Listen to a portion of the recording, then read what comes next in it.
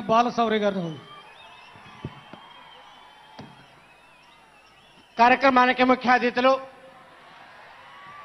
జనసేన అధినేత ఉప ముఖ్యమంత్రి పెద్దలు పవన్ కళ్యాణ్ గారు, వేదిక మీద ఉన్నటువంటి అనేక పెద్దలు, ఇక్కడికి విచ్చేసినటువంటి అశేష ప్రజానికానికి అందరూ కూడా మొట్టమొదటిగా నా హృదయపూర్వక నమస్కారం. ఈ భారతదేశంలో అనేక రాజకీయ పార్టీలు ఉంటాయి. ప్రతి రాజకీయ పార్టీ కూడా ప్లీనరీ సమావేశాలు ఏర్పాటు చేసుకుంటూ ఉంటారు. కానీ ప్లీనరీ సమావేశాలకి బస్సులు తరలించడం, రైళ్లు తరలించడం వేరే పార్టీలు చేసినా ఇందులో 10% కూడా సక్సెస్గా అనేటువంటి పరిస్థితులు మనం చూస్తాం. కానీ ఎటువంటి సహాయ సహకారాలు లేకుండా పవన్ కళ్యాణ్ గారి కోసం ఈ రాష్ట్రమే కాదు ఇతర రాష్ట్రాల నుంచి మీ సొంత ఖర్చులతోటి వచ్చినటువంటి ఈ జన సైన్యం ఏదన్నా ఉంది అంటే అది పవన్ కళ్యాణ్ గారి అధ్యక్షతలో ఉన్నటువంటి ఈ జనసేన పార్టీ ఒక్కదానికే దక్కుతుంది అనేటువంటి సందర్భంగా మీ అందరికి కూడా తెలియజేస్తా ఉన్నాను.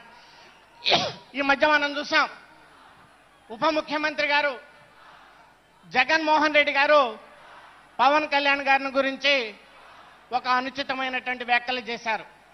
ఒక కార్పొరేటర్ స్థాయితో పోల్చారు.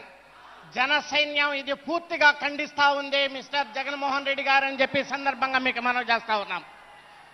మీ అందరికీ తెలుసు, మన దేశ ప్రధాని గారే పవన్ కళ్యాణ్ గారిని గురించి సాక్షాత్తు పార్లమెంటు సెంట్రల్ హాల్లో ఏ పవన్ నహీ హై ఆంధీ హై అన్నారు దేశ ప్రధాని గారు. ఆయన పవన్ కాదు, ఒక తుఫాను అని చెప్పారు. ఈరోజు ఎన్డీఏకి, కూటమికి ఇటు రాష్ట్రంలో కానీ అటు దేశంలో కానీ ప్రభుత్వాలు ఏర్పడినాయి అంటే అది ఒక్క పవన్ కళ్యాణ్ గారి ద్వారానే ఏర్పడింది అనేటువంటి విషయం అటు ఢిల్లీ పెద్దలకు తెలుసు, దేశంలో ఉన్నటువంటి అనేక రాజకీయ నాయకులకు తెలుసు. మీరు అలాంటి అనుచితమైనటువంటి వ్యాఖ్యలను చేయటం జన సైన్యాలను బాధేస్తుంది. మీరు అలాంటి వ్యాఖ్యలు చేశారు కాబట్టి ఈరోజు మీకు 11 సీట్లకి మాత్రమే మిమ్మల్ని కూర్చోబెట్టారు. ఆ 11 సీట్లకి ఏం చెప్పారో తెలుసా అర్థం? నీవు పులివెందులకి ఎక్కువ, కడపకి తక్కువ అనేటువంటి విషయాన్ని మీకు ప్రజలు చెప్పారనేటువంటి విషయాన్ని సందర్భంగా మీకు మనం చేస్తా ఉన్నాము. మొన్న జరిగినటువంటి మహారాష్ట్ర ఎన్నికల్లో పవన్ కళ్యాణ్ గారు వెళ్తే ఎక్కడెక్కడ ప్రచారం చేశారో ఆ సీట్లన్నీ కూడా బ్రహ్మాండంగా గెలిచినాయి. ఆ విషయాన్ని మాకు స్వయంగా నేను ఉదయ్ శ్రీనివాస్ గారు వెళ్తే అమిత్ షా గారే చెప్పారు, బ్రహ్మాండంగా ప్రచారం చేసి ఎన్డీఏకి మాకు మద్దతు పలికారు మహారాష్ట్రలో కూడా అని.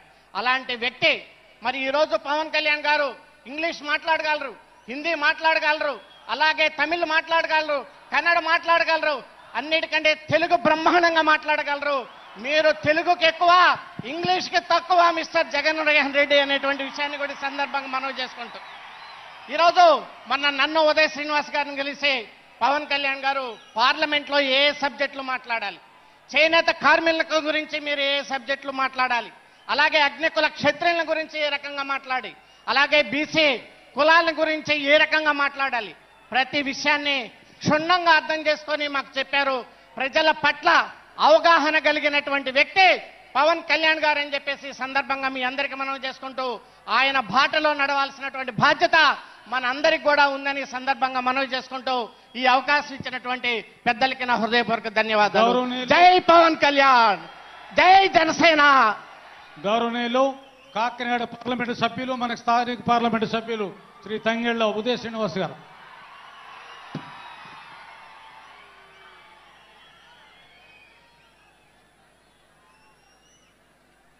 అందరికీ నమస్కారం.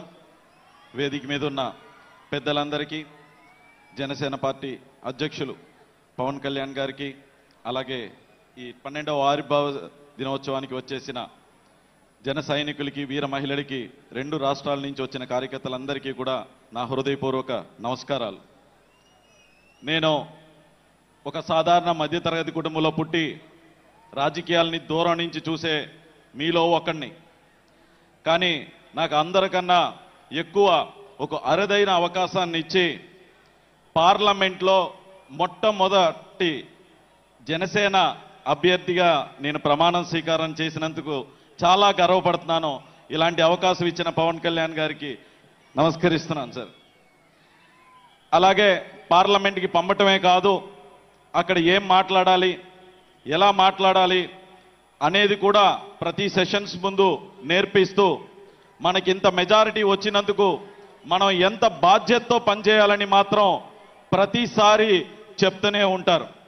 అలాగే గత ప్రభుత్వంలో జల్ జీవన్ మిషన్ని మొత్తం అంతా 16,000 కోట్లు కేటాయిస్తే అందులో 2,000 కోట్లు మాత్రమే అలా ఇలా వాడి వదిలేస్తే దాన్ని మన అధినేత పవన్ కళ్యాణ్ గారు స్వయాన ఆయనే బయలుదేరి వచ్చి నరేంద్ర మోడీ గారిని అడిగి జల్ శక్తి మంత్రిని కూడా కలిసి, సార్ ఈ స్కీమ్ని, అయిపోతున్న స్కీమ్ని ఎక్స్టెండ్ చేయండి అని చెప్పి మన వల్ల, పవన్ కళ్యాణ్ గారి వల్ల, మన డిప్యూటీ సీఎం గారి వల్ల దేశం అంతా స్కీమ్ని ఎక్స్టెండ్ చేసి నరేంద్ర మోడీ గారు రాష్ట్రానికి కాదు దేశానికి అందరికీ కూడా ఎక్స్టెండ్ చేస్తున్నాను అని చెప్పి మన వల్ల దేశం అంతా కూడా లబ్ధి పొందేలాగా ఆయన చేశారు. నేను కూడా మీకులాగే మన సార్ స్పీచ్ కోసమే వెయిట్ చేస్తున్నాను.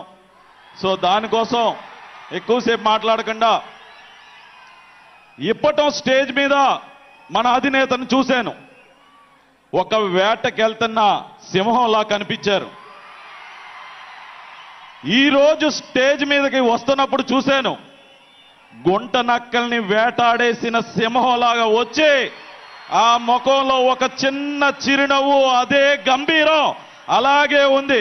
మీరు ఒక్కసారి క్లోజప్ లో కనుక చూస్తే అది క్లియర్ కట్ గా ఒక సింహం గుంట నక్కల్ని వేటాడేసి వచ్చిన, రాష్ట్రాన్ని ఇబ్బంది పెడుతున్న గుంట నక్కల్ని వేటాడేసి వచ్చిన ఒక సింహంలాగా ఉంటారు. సార్ ఎప్పుడూ కూడా మీ వెంటే ఉంటాం, మీరు చెప్పిందే చేస్తాం, మీరు అప్పచెప్పిన బాధ్యతల్ని తప్పక పాటిస్తూ ఈ అవకాశాన్ని ఇచ్చిన మీకు హృదయపూర్వక నమస్కారాలు చెప్తూ సెలవు తీసుకుంటున్నాను. ధన్యవాదాలు. గౌరవ మంత్రివర్యులు, రాష్ట్ర పర్యాటక సినిమాటోగ్రఫీ శాఖ మాత్యులు శ్రీ కందుల దుర్గేష్ గారిని ప్రసంగించారు.